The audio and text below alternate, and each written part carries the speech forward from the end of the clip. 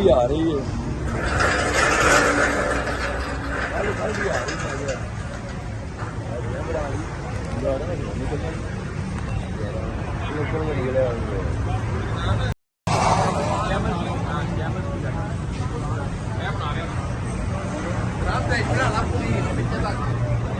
रही है। कल भी आ रही है,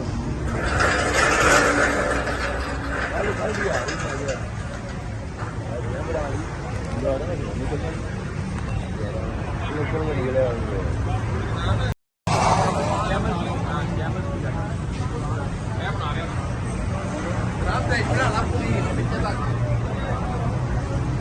कल भी आ रही है,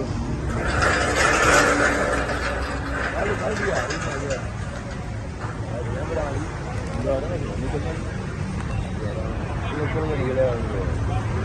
YouTube पर गुगली टीवी देखने के लिए youtube.com की सर्च बार में गुगली टीवी टाइप करें। गुगली टीवी के पेज पर सुर्ख रंग के सब्सक्रिप्शन वाले बटन पर क्लिक करना ना भूलिए। YouTube पर अपलोड होने वाली वीडियो से बाखबर रहने के लिए बेल आइकॉन पर क्लिक कीजिए। आपको हर नई आने वाली वीडियो के बारे में नोटिफिकेशन मौसूल हो जाएगा।